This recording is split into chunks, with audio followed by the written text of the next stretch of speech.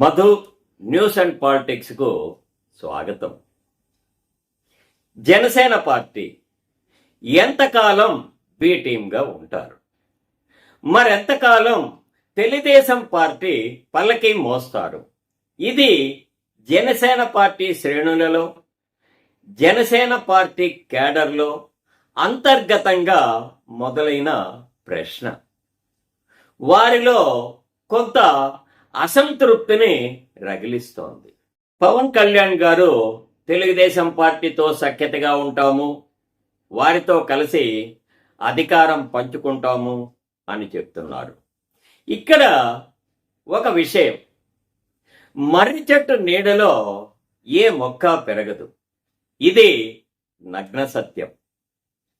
అందుకే తెలుగుదేశం పార్టీతో సఖ్యతగా ఉంటూనే స్వయంగా ఎదగడానికి కృషి చేయాలి. పార్టీ పునాది బలంగా ఉంటేనే ఓట్ల శాతం పెరుగుతుంది. అందరి చూపు జనసేన వైపే అనేది జనసేన పార్టీ సిద్ధాంతం కావాలి, ఆశయం కావాలి. అప్పుడే స్వయంగా ఎదుగుతుంది, స్వయంగా అధికారము చేపట్టడానికి కావలసిన బలాన్ని సంపాదించుకోవాలి.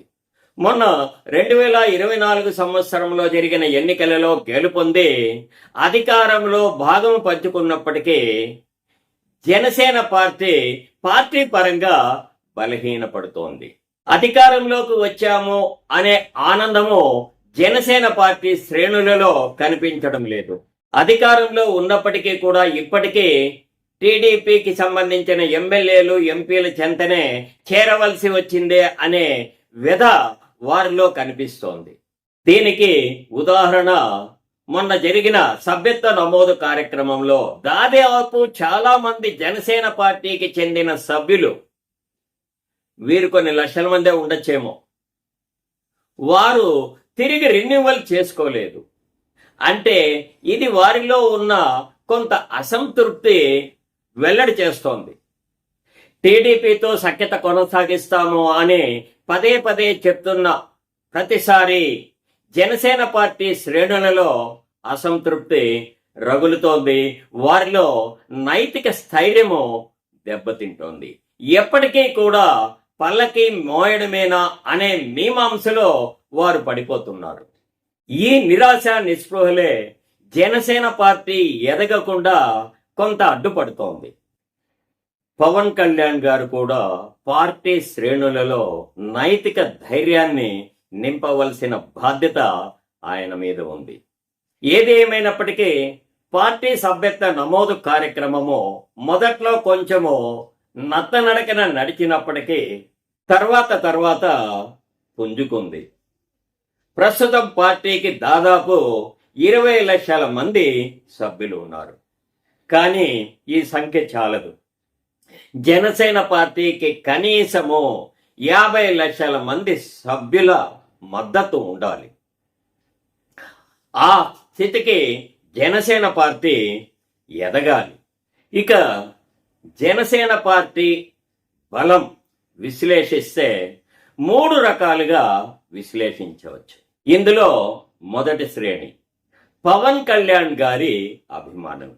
జనసేన పార్టీకి మొదటి నుంచి బలం పవన్ కళ్యాణ్ గారి అభిమానులే. వారు పవన్ కళ్యాణ్ గారి వీరాభిమానులు.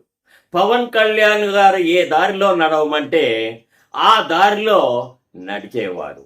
ఎల్లవేళలా పవన్ కళ్యాణ్ గారి వెన్నంటి ఉండేవారు.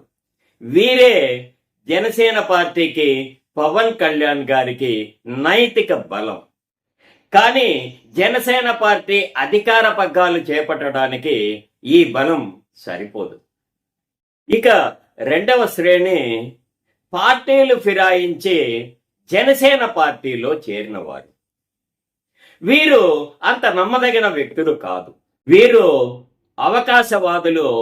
ఎన్నికల ముందు వైఎస్ఆర్ పార్టీ, తెలుగుదేశం పార్టీ నుంచి ఫిరాయించి వచ్చిన వారు. వీరు గోడ మీద పిల్లి లాంటి వారు. వీరు ఎప్పటికీ కూడా జనసేన పార్టీ బలం కాదు. మొన్న జరిగిన ఎన్నికలలో కూడా ఇటువంటి వారికే ఎమ్మెల్యేలు, ఎంపీ టికెట్లు కేటాయించింది జనసేన పార్టీ. మొదటి నుంచి జనసేన పార్టీ జెండా మోసిన వారికి ఈ విషయంలో కొంత అన్యాయము జరిగింది. వీరు ఎప్పుడైనా పార్టీ ఫిరాయించి వెళ్ళిపోయేవారే.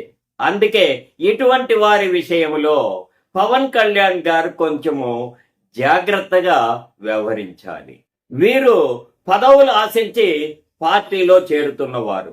ఈ బలము పార్టీకి ఎప్పుడూ ఉండే అవకాశం లేదు. ఏ పొద్దైనా ఇలాంటి వారిని పార్టీ ఫిరాయించి వేరే పార్టీలోకి వెళ్ళిపోయేవారే.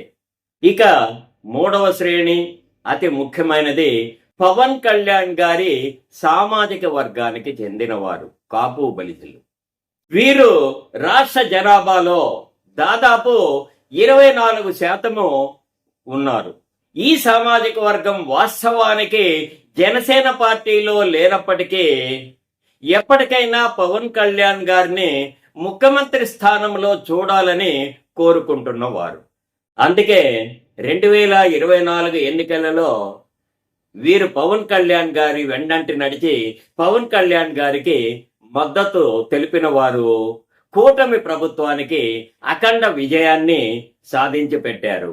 గడిచిన ఏ ఎన్నికల్లో కూడా జరగని విధంగా వీరు ఇంతకుముందు జరిగిన చాలా ఎన్నికలలో వివిధ పార్టీలకు తమ మద్దతు తెలిపి ఈ సామాజిక వర్గం విడివిడిగా వారికి నచ్చిన పార్టీకి మద్దతు తెలిపారు, వారికి ఓటు వేశారు.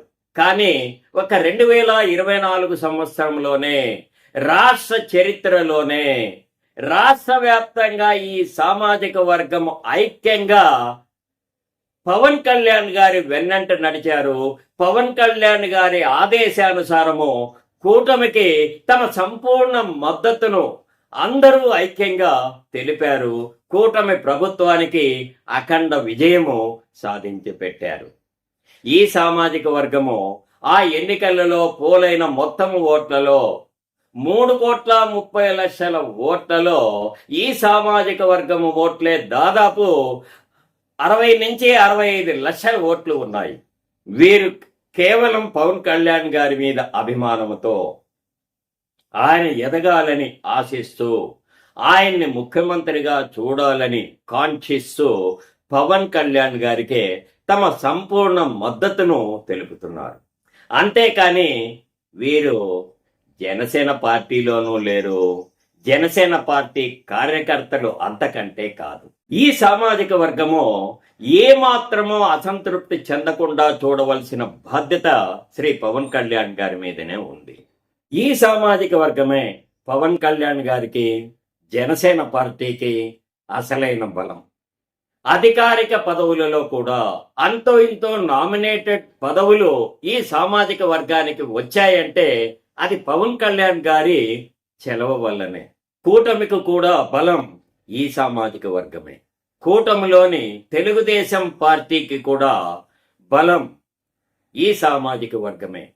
అందుకే ఈ సామాజిక వర్గం పవన్ కళ్యాణ్ గారికి దూరం కాకుండా చూడవలసిన బాధ్యత కూడా తెలుగుదేశం పార్టీ మీదనే ఉంది. కాబట్టి ఈ సామాజిక వర్గం అసంతృప్తి చెందకుండా చూడాల్సిన నైతిక బాధ్యత తెలుగుదేశం పార్టీదే. వీరిని దూరం చేసుకుంటే అది పవన్ కళ్యాణ్ గారికి, ముఖ్యంగా కూటమిలోని పార్టీలకు చాలా దెబ్బ. అందుకే ఈ సామాజిక వర్గంలో చీలికలు తేవడానికి ప్రతిపక్షం చేయని కుట్రలు లేవు, చేయని కుత్సిత ప్రయత్నాలు లేవు, చేయని కుట్ర రాజకీయాలు లేవు. ఈ సామాజిక వర్గంలో చీలికలు తేవడానికి, ఈ సామాజిక వర్గాన్ని చీల్చడానికి అంబటి రాంబాబు గారు, ముద్రగడ పద్మనాభం గారు, పేర్ని నాని గారు, అమర్నాథ్ గారు ఇలాంటి వారు ప్రతిపక్షానికి శిఖండిలా ఉపయోగపడుతున్నారు. రాష్ట్రంలో ఈ సామాజిక వర్గానికి సంబంధించి ఏ చిన్న సంఘటన జరిగినా దానిని చిలువలు పలువలు చేసి ఈ సామాజిక వర్గంలో చీలికలు చేయడానికి అనేక ప్రయత్నాలు చేస్తున్నారు. ఈ వర్గాన్ని రెచ్చగొట్టడానికి చేయని ప్రయత్నాలు లేవు. ఇలాంటి పరిస్థితిలో పవన్ కళ్యాణ్ గారు కూటమితో కలిసి నడుస్తాం అన్న ప్రతిసారి ఈ సామాజిక వర్గంలో కొంత అసంతృప్తి రాజుకుంటోంది. అది మొగ్గలోనే తుంచాలి. ఈ సామాజిక వర్గానికి పవన్ కళ్యాణ్ గారే భరోసా కల్పించాలి. అధికార పదవులలో ఈ సామాజిక వర్గానికి తగిన న్యాయము చేయాలి.